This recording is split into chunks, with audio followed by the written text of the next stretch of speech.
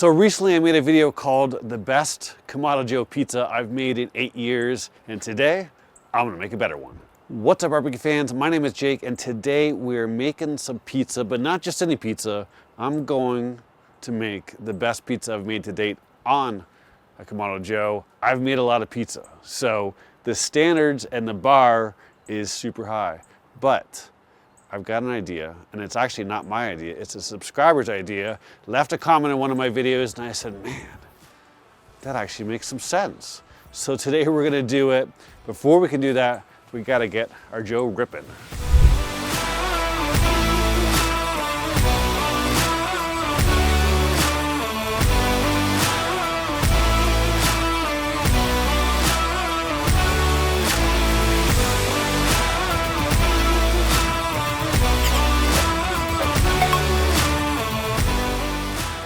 So when it comes to backyard or just cooking in general, there are a few things that I might be a little obsessed about.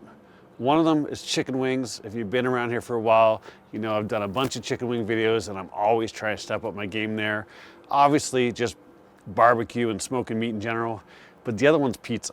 The last couple of years I've really tried to step up my pizza game. So what's different about this one? So as you saw in the startup, we put a bunch of lump in there. We got out a Blazer grill gun and got it good and hot. I spent about a good minute getting a large area of lump going there. And then what I did is we took the divide and conquer rack and we flipped it upside down.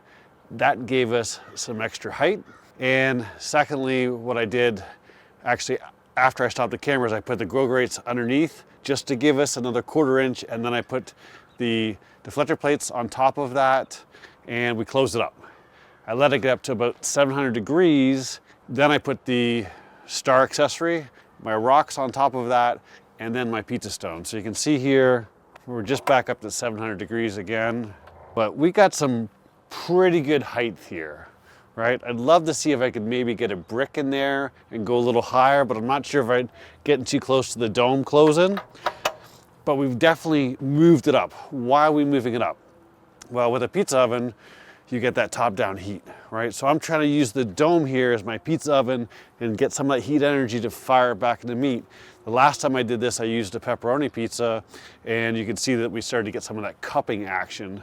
So I'm trying to get that today, but we're doing a Neapolitan-style pizza. Let's talk about our dough. This is Vito Iacopelli's recipe based on Polish.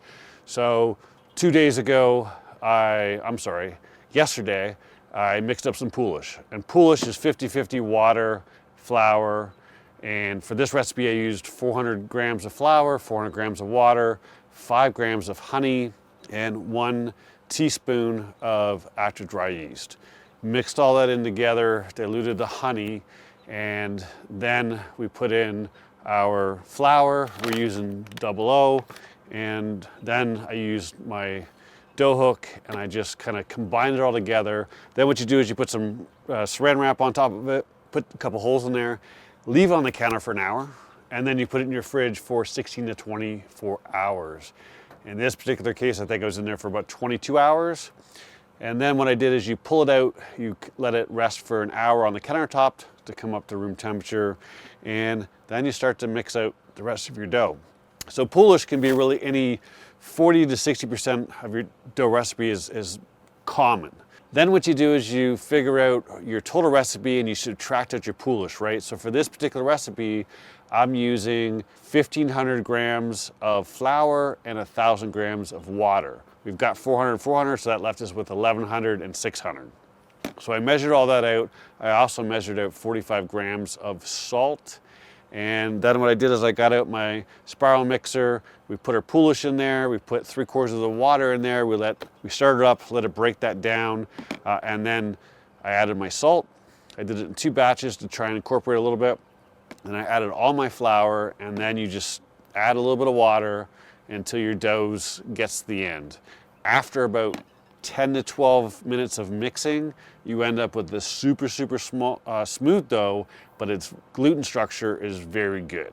So from there, I took it out, I balled it up one time, I put a little bit of olive oil on it, I put a bowl over top of it for 15 minutes, and then I let it rest. I came back after 15 minutes, I made a dough ball one more time, And then we put it in the bowl with some olive oil, and it sat on the counter for about 2 hours and 15 minutes. From that point on, we got to make our dough balls for our pizza, right? So then I dumped it out. The important thing here is that when you dump it out, your top is on the bottom, right? So I cut into pieces, I flip it over, and then I make my dough balls. So that recipe makes about 10 250 gram dough balls. I made some at 270, 275. I wanted a little bit bigger pizza, so I ended up with 8 dough balls that were 270, and then one that was like 340 or something like that. And then it's been sitting on the counter in this guy here. You can see it's all nice and risen for about 2.5 hours at this point. Then what we did is we made our sauce. You guys have seen me make a sauce many times, so I'm not even gonna go through that, but it's basically a can of tomatoes, some fresh basil, olive oil, salt, pepper, blitz it in a blender 3 times, and it's done. All right, then we've got some fresh mozzarella. Now this was a little bit of a wet mozzarella, so what I did is I cut it all up and I spread it out. I just let it sit out on the counter for a little bit, take some of that moisture. And here's where we are. We got some Parmesan, and we got some dough. So what we're gonna do here is we are at almost 750, so we're in pretty good shape, exactly where I want to be, and we're gonna make ourselves a pie. So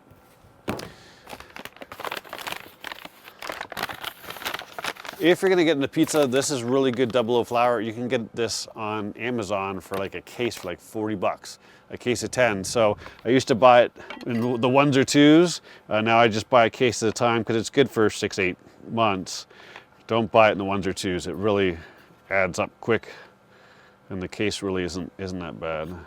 So all we're gonna do now is just get our dough ball out here. And I need to put this in a bowl. Wasn't thinking here. Hold on one second. So while I was inside, I wasn't sure if I gave someone credit. Someone in the comments is the one that told me to flip up the Command and Conquer, or Divide and Conquer, upside down. So that's where this is coming from. I'll put his comment down below. And what you're doing here is we're just putting this this dough ball into some flour.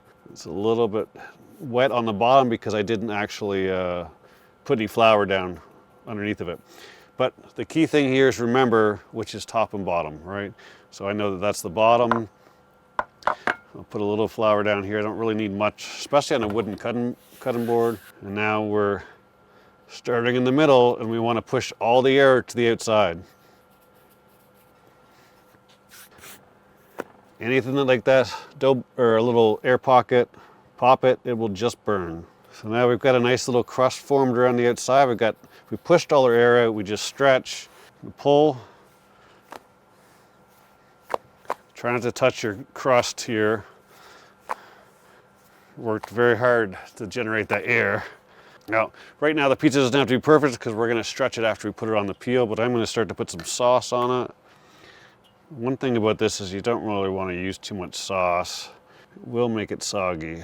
And goes against what I like, because I do like a little bit of a saucy pizza. Okay. A little bit of dough. Fresh mozzarella. All right. And what we're gonna do is we will take some Parmesan, take some basil, and then just a little bit of olive oil. Now what we do is we grab a little bit of flour for the front of this guy, and speed is your friend, right? You're gonna hold your dough, there you go. Right, so now we can resize our pizza a little bit. And we fix our basil. Might add a couple more pieces of cheese now that we've gotten a little larger. All right, we slide. Now we're at 750. This has been sitting here for a little while. We do not want to burn the bottom of our pizza. So this has got cold water on it. And what we're gonna do here is we're gonna wipe this down. Because it's been sitting here a little longer, I'm gonna do it one more time. And we'll throw our pizza on here. All right, so we'll close that up. It's not gonna take long, probably 3-ish minutes or so. Let's set our timer for 3 minutes and see where we're at. It's been 3.5 minutes. Let's have a look. Oh yeah, made my crust a little big, but not too bad. I think we can get that guy off. Here's my bottom. Whew, it's hot. Looks pretty good. The bottom is a little, oh, I don't want to touch it yet. Bottom's a hair dark, not too dark at all.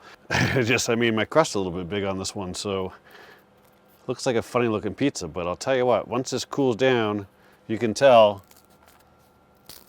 got lots of crunch on there. That's exactly what we want. Like, look at the leopard print there. I should have rotated halfway through, but overall, not too bad.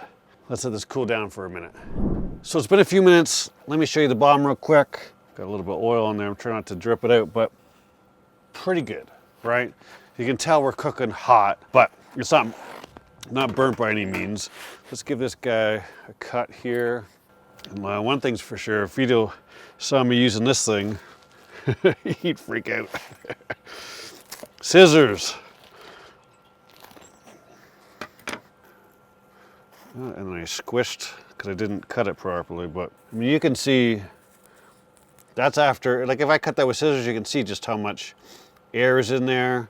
We've got that soft and crunchy that Vito likes. Let's try this.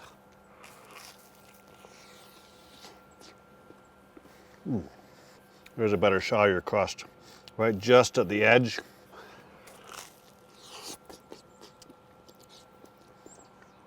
This, my friends, is the best pizza by far. It's got all the characteristics of a wood-fired oven that we're looking for. We've got some spotting up there. We've got the soft and crunchy. We've got the flavor. This one is definitely a winner.